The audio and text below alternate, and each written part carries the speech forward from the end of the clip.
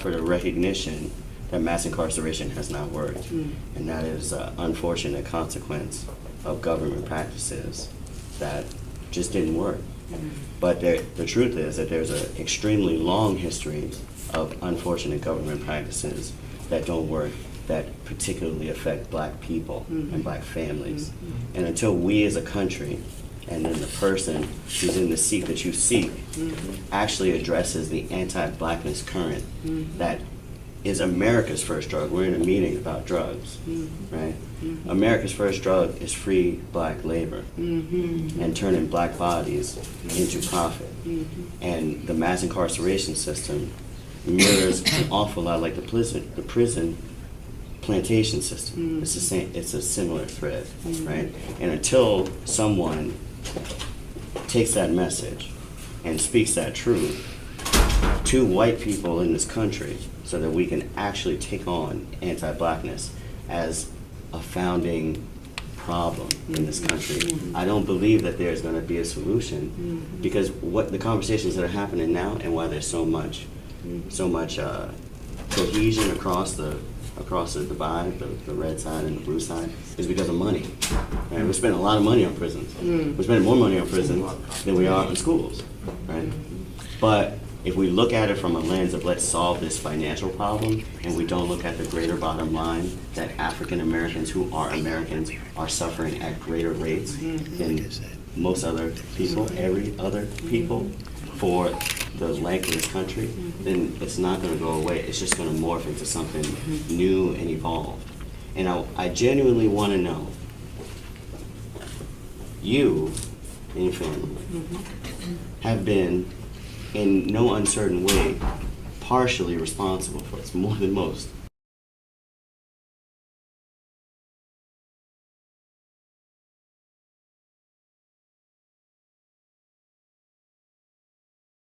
Now, there may have been unintended consequences, but now that you understand the consequences, what in your heart has changed that's going to change the direction of this country? Like, what in you, like, not your platform, not what you're supposed to say. Like, how do you actually feel that's different than you did before? Like, what were the mistakes? And how can those mistakes that you made be lessons for all of America, for a moment of reflection on how we treat black people in this country? I just want to, and I apologize, we have I would really love to allow her to answer this question. I'm not and stopping. We've worked really hard. We've driven so many hours. We're not stopping. I'm just letting you guys know before we've got a couple more minutes. We still have more people in the overflow that are waiting. So I'm not interrupting what you're about to say. I just wanted to sort of give you guys a heads up on timing. So we've got limited time. Well, obviously, it's a very thoughtful question. It deserves a thoughtful answer. And I can only tell you that I feel very committed to and responsible for doing whatever I can. I've spent most of my adult life focused on kids through the Children's Defense Fund and other efforts to try to give kids, particularly poor kids, particularly black kids and Hispanic kids, the same chance to live up to their own God-given potential as any other kid. That's where I've been focused. And I think that there has to be a reckoning. I agree with that. But I also think there has to be some positive vision and plan that you can move people toward. I mean, once you say, this country has still not recovered from its original sin, which is true. Once you say that, then the next question by people who are on the sidelines, which is the vast majority of Americans, the next question is, well, so what do you want me to do about it? What am I supposed to do about it? That's what I'm trying to put together in a way that I can explain it and I can sell it. Because in politics, if you can't explain it and you can't sell it, it stays on the shelf. And this is now a moment in time, just like the civil rights movement or the women's movement or the gay rights movement or a lot of other movements reached a point in time. The people behind that consciousness raising and advocacy, they had a plan ready to go.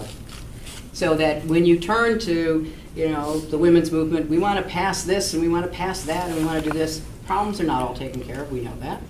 Obviously, I know more about the civil rights movement in the old days because I had a lot of involvement in working with people. So they had a plan, this piece of legislation, this court case we're going to make, et cetera, et cetera. Same with the gay rights movement. You know, we're sick of homophobia, we're sick of being discriminated against, we want marriage equality, and we're starting in the States and we're going to keep going until we get it at the highest court of the land. So all I'm saying is your analysis is totally fair. It's historically fair, it's psychologically fair, it's economically fair. But you're going to have to come together as a movement and say, here's what we want done about it. Because you can get lip service from as many white people as you can pack into Yankee Stadium and a million more like it, who are going to say, oh, we get it, we're going to be nicer, okay? That's not enough, at least in my book. That's not how I see politics.